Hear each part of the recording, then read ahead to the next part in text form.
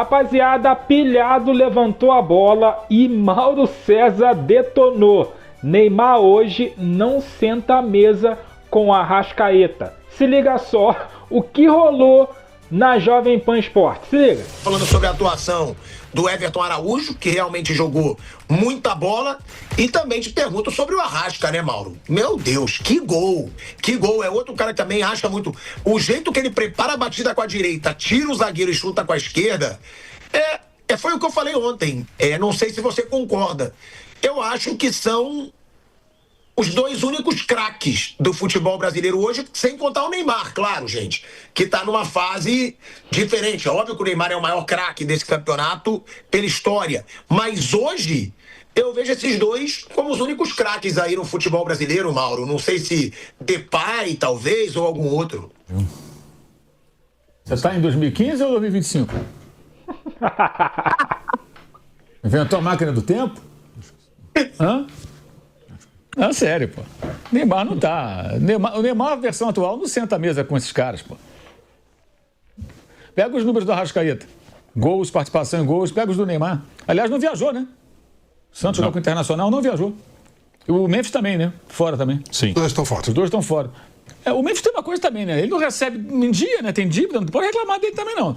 Porque fica machucado, pô, não cumpre nenhuma obrigação o clube, quer dizer. O Peta já falava isso. Pois é, então vai fazer o quê, né? Não pode jogar, não pode jogar. Mas enfim, o Arrascaeta, assim, a grande questão do Arrascaeta é a transformação que ele viveu esse ano. Que eu acho que tem a preparação que o clube fez, né? Ele já vinha jogando como um segundo atacante com o Tite, lá na frente, perto do Pedro. E o Felipe manteve isso com algumas diferenças, procurou encontrar uma zona onde ele possa atuar com um pouco mais de conforto. Ele está mais bem preparado, o que não podia, gente. Eu critiquei várias vezes. O Arrascaeta, com todo esse talento, ficar saindo do jogo com 15 minutos, 10 do segundo tempo. Como estava acontecendo, não conseguia jogar uma partida inteira. Saía se arrastando de campo. O que é aquilo, gente? Na época, com 28, 29 anos, pô. E agora não, ele consegue jogar. Ontem, ele, depois do gol, deu um carrinho para fazer o desarme. Quer dizer, o cara está em condições físicas, está jogando. O Arrascaeta perdia disputas de bola, que ele não conseguia firmar o corpo para disputar um corpo a corpo com o adversário. O cara tomava a bola dele que nem fosse uma criança jogando bola contra. Isso é incompatível com um jogador profissional, ainda mais um cara com o talento que ele tem. No momento que ele está bem fisicamente, a técnica dele vai embora. Então ele está no auge da carreira dele, né? E o Flamengo foi muito bem em todo esse processo. Botou e acertou. Começo do ano, com 2 anos de contrato, esse ano que vem, foi lá o agente do jogador querendo renovar o contrato. Não, a prioridade aqui não foi mais ou menos o que ele ouviu, né? A prioridade é renovar os contratos de quem está com o compromisso terminando. Acho que ele tem contrato até o final de 26. Ok. E também sem saber como seria o ano dele, né? Porque o ano passado não foi essas coisas, nem o outro. O Arrascaeta esse ano começou a jogar muitíssimo bem, cada vez melhor, continua mais assíduo, né? Sem lidar com aquelas lesões todas. Naturalmente ele se impôs e o contrato foi renovado. É isso, o jogador está bem. Por que o Gabriel não ficou? Porque ele vinha mal há muito tempo, não era interessante. Ainda assim, o Flamengo fez uma proposta de renovação que ele não aceitou. Por que o Everton Ribeiro foi embora? Porque o Bahia ofereceu muito mais. O Flamengo ofereceu um contrato mais curto, o cara já mais veterano, já não era mais titular. É a vida. E o Arrascaeta é ao contrário. Ele é mais novo do que o Everton era na época, que saiu, por exemplo, e jogando muito. Então o Flamengo vai lá e renova o contrato dele, o que é natural, né? Agora, sobre o Everton Araújo, que jogou muito bem, também é outro efeito colateral da presença do Jorginho, né? Se tem um jogador como o Jorginho do lado, cantando a pedra para você, fica mais fácil. Ele é um jogador forte, então assim, os duelos físicos ele foi muito bem e não errou passes, sabe? O grande problema dele é esse, os passes errados, alguns até que geraram, por exemplo, contra o Vasco, falha dele, gol do Vasco, aquele gol do Felipe Coutinho, não foi? De cabeça, ano passado, 1-1. Entre outras jogadas em que ele falhou e o Flamengo sofreu. Por quê? Porque tecnicamente ele se demonstrou sempre um jogador abaixo dos outros volantes. Mas ele é jovem demais, então ele evoluindo, melhorando a qualidade do passe, a atenção, a concentração. O passe, gente, às vezes é o quê? É a pressa, a ansiedade, é não ter calma, é querer fazer rápido demais, para você fazer o passe na hora certa, na direção certa, com a força certa. Isso é técnica, isso você aprimora, você adquire mais qualidade se você treinar, se aplicar e tentar ter o controle da situação. Eu achei que ele ontem estava assim, eu imagino que a presença do Jorginho deve ajudá-lo muito, porque toda hora tem do seu lado ali alguém que é um mestre, né, dando todos os toques ali, aquela coisa, né? Segura, vai, toca, é agora, isso aí, boa, é assim, vamos nessa. Vai acontecendo. E foi muito bem o rapaz ontem. E acho que e tem uma outra coisa boa também do Felipe agora, foi que ele recuperou, ele, porque é o técnico, né, o atleta que se recupera, o técnico participa de alguma forma, o Everton Cebolinha, né? O Flamengo ganhou um reforço. Jogou bem ontem Cebolinha de novo. Então o Flamengo ganhou um reforço. O Lino mal, o Cebolinha vai e se recupera. Mesma coisa, o contrato dele vai se encerrar, né? No ano que vem.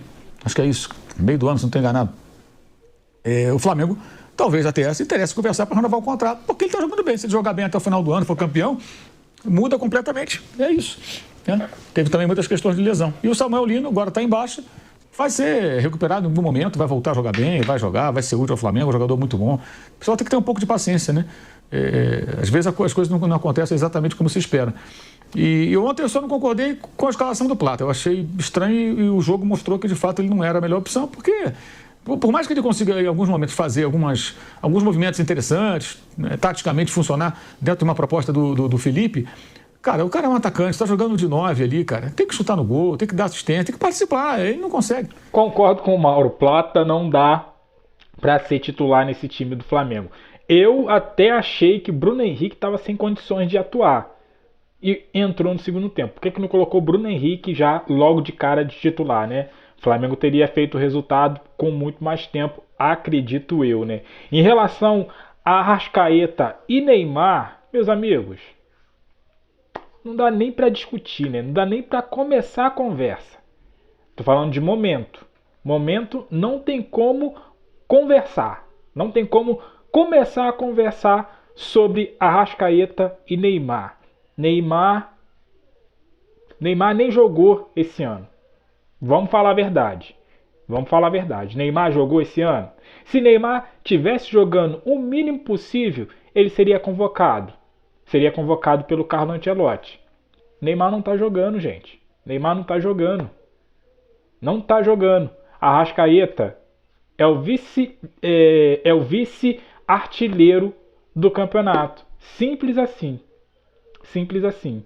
E Arrascaeta não é atacante. Não é atacante. Então, assim, Arrascaeta e Neymar, é que nem o Mauro falou aí, não entra na mesma mesa. Agora, que o Everton Araújo jogou bem sim. E como o Mauro bem falou, junto do Jorginho, que pra mim também é outro craque. Não sei se está abaixo do Arrascaeta, não sei se tem outro de outro time, né, na frente do Jorginho, mas que ele é craque de bola, ele é. Ele é um cracaço de bola e tá no Flamengo, né? Isso que é melhor. Mas seguinte, amanhã tem jogo Flamengo e Atlético Mineiro lá na Arena Plata ou Arena Arena do Galo, né? Arena MRV. Mas o Flamengo pode ser campeão mais uma vez lá, né?